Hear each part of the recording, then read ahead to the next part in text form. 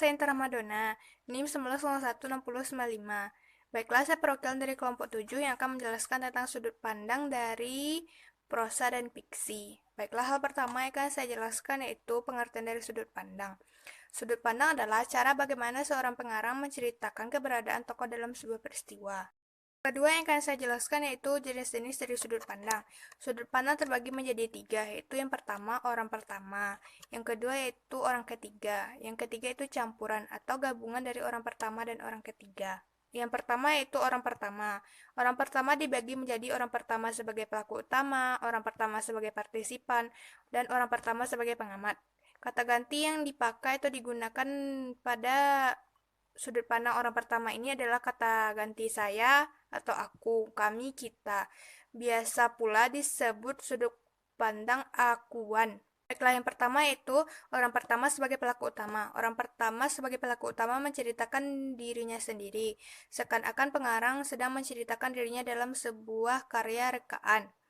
Orang pertama sebagai pelaku utama ini juga merupakan ciri dari karangan autobiografi. Yang kedua yaitu orang pertama sebagai partisipan. Tokoh utama hanya mengambil bagian kecil saja dalam peristiwa sebuah cerita. Contohnya tokoh aku atau sang pengarang berbicara sebagai salah seorang dari para pelaku.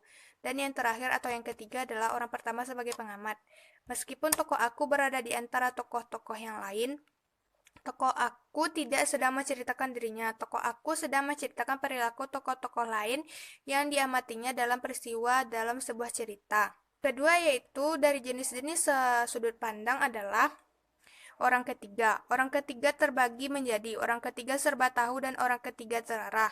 Kata ganti yang dipakai atau digunakan pada sudut pandang orang ketiga ini adalah dia, ia, mereka, nama orang atau kata ganti orang ketiga lainnya. Sudut pandang ini disebut dian. Pertama, orang ketiga serba tahu. Sang pengarang melaporkan semua tindak tanduk perilaku, bahkan pikiran dan perasaan tokoh-tokoh dalam sebuah peristiwa dalam cerita. Yang kedua itu orang ketiga terarah. Orang ketiga terarah sering juga disebut orang ketiga sebagai pelaku utama. Sudut pandang pengarang terpusat pada satu karakter. Pola penggambarannya sama dengan orang pertama sebagai pelaku utama. Hanya untuk orang ketiga ini sudut pandangnya adalah dian. Yang terakhir atau yang ketiga dari jenis-jenis sudut pandang ini adalah campuran atau gabungan dari orang pertama dan orang ketiga. Baik orang pertama maupun orang ketiga diceritakan secara paralel dalam sebuah peristiwa. Tokoh aku dan tokoh dia bisa mempunyai karakter yang sama atau bertolak belakang. Baiklah, sekianlah yang dapat saya sampaikan tentang materi sudut pandang ini. Materi selanjutnya itu tentang gaya bahasa akan disampaikan oleh teman sekelompok saya, yaitu Fitriatul Arisma. Assalamualaikum warahmatullahi wabarakatuh. Saya Fitriatul Arisma, NIM 19016091 akan menjelaskan materi mengenai gaya bahasa sebagai salah satu sarana cerita. Sebelumnya saya akan menjelaskan mengenai pengertian gaya bahasa terlebih dahulu. Gaya bahasa adalah suatu cara yang digunakan oleh penulis atau pengarang dalam menggambarkan cerita yang ia buat. Gaya bahasa atau yang biasa kita sebut dengan majas dapat dimanfaatkan oleh penulis untuk dapat menjelaskan gagasan dari cerita yang ingin mereka sampaikan. Adapun fungsi dari gaya bahasa secara umum dapat dikategorikan menjadi 4 macam. Yang pertama yaitu gaya bahasa dapat menghasilkan kesenangan imajinatif. Kemudian yang kedua, gaya bahasa dapat menghasilkan imaji tambahan sehingga hal-hal yang abstrak menjadi konkret dan menjadi dapat dinikmati oleh pembaca. Kemudian yang ketiga, menambahkan intensitas perasaan pengarang dalam menyampaikan gagasan dan sikapnya. Dan yang terakhir yaitu mengkonsentrasikan makna yang hendak disampaikan oleh pengarang dengan cara-cara menyampaikan sesuatu menggunakan bahasa yang lebih singkat agar mudah dimengerti oleh pembaca. Berikutnya saya akan menjelaskan mengenai jenis-jenis gaya bahasa. Adapun jenis-jenis gaya bahasa atau majas dapat dikategorikan menjadi 4 jenis, yaitu yang pertama, gaya bahasa atau majas perulangan, yang kedua, majas perbandingan, majas pertentangan, dan majas peraturan. Baiklah, saya akan menjelaskan mengenai majas perulangan terlebih dahulu. Majas perulangan biasanya menggambarkan sesuatu yang berasal dari refleksi seseorang yang telah memikirkan secara mendalam tentang suatu situasi. Adapun macam-macam dari majas perulangan yaitu sebagai berikut. Yang pertama terdapat aliterasi. Aliterasi merupakan majas yang berwujud perulangan konsonan pada satu atau beberapa kata. Kemudian yang kedua terdapat asonansi. Asonansi merupakan kebalikan dari aliterasi, yaitu majas perulangan vokal pada satu atau beberapa kata. Selanjutnya terdapat majas antanaklasis. Majas ini yaitu majas perulangan kata dengan makna yang berbeda. Kemudian kiasmus. Kiasmus adalah majas perulangan atau pembalikan susunan dua kata dalam suatu kalimat. Selanjutnya terdapat epizoukis. Epizoukis adalah perulangan kata yang bersifat langsung. Dan terdapat tautotes. Tautotes adalah berupa penghubung kata berkali-kali dalam sebuah konstruksi sintaksis. Selanjutnya terdapat anaforia dan anafora dan epifora. Anafora merupakan perulangan kata pertama pada setiap baris atau kalimat, sedangkan epifora merupakan perulangan kata pada akhir baris atau kalimat berurutan. Selanjutnya terdapat simplok. Simplok yaitu perulangan awal dan akhir beberapa baris. Mesodiplosis yaitu pengulangan kata di tengah baris atau kalimat berturut-turut. Selanjutnya terdapat epanalepsis dan anadiplosis. Epanalepsis yaitu perulangan kata pertama pada akhir baris, klausa atau kalimat. Sedangkan anadiplosis yaitu pengulangan kata atau frasa terakhir dari suatu kalimat atau klausa menjadi kata atau frasa pertama pada klausa atau kalimat berikutnya. Baiklah, itu saja macam-macam dari majas perulangan. Selanjutnya yaitu majas perbandingan. Majas perbandingan biasanya digunakan untuk membandingkan suatu objek dengan objek yang lainnya. Adapun jenis-jenis dari majas perbandingan yaitu sebagai berikut. Yang pertama simile. Simile merupakan padanan kata yang berarti seperti. Yang kedua metafora, yaitu majas atau gaya bahasa yang membandingkan dua kata secara implisit. Yang ketiga terdapat majas personifikasi, yaitu majas yang melekatkan sifat insan atau manusia pada benda atau barang yang tidak bernyawa. Kemudian terdapat depersonifikasi.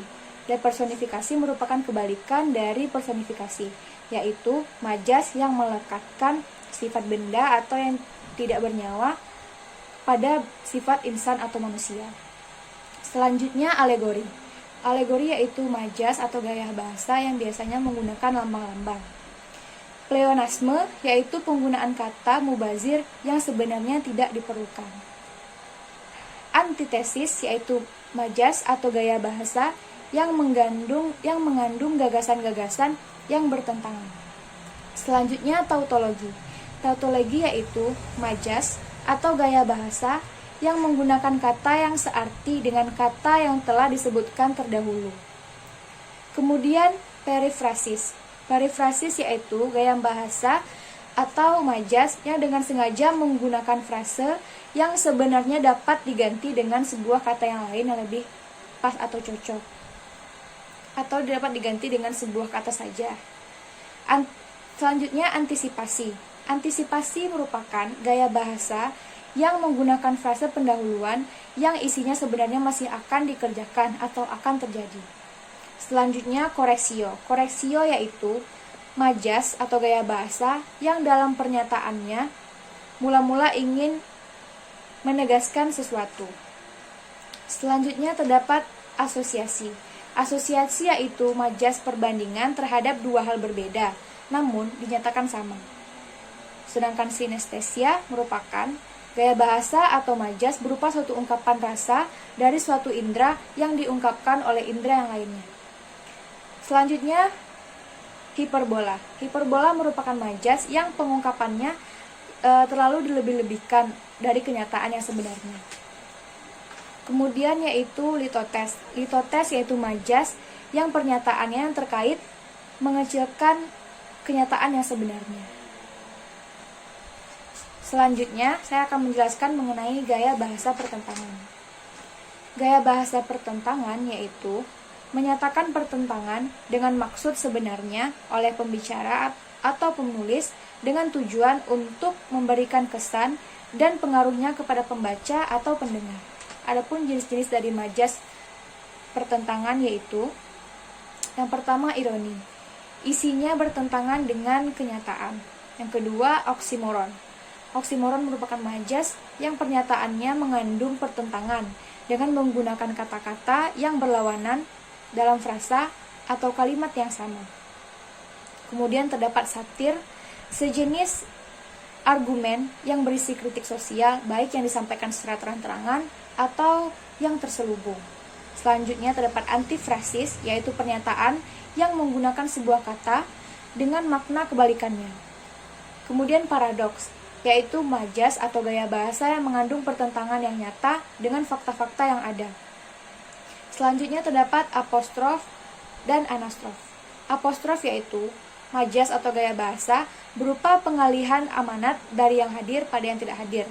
Sedangkan anastrof yaitu gaya bahasa yang membalikkan susunan kata atau dalam kalimat atau mengubah urutan sintaksis.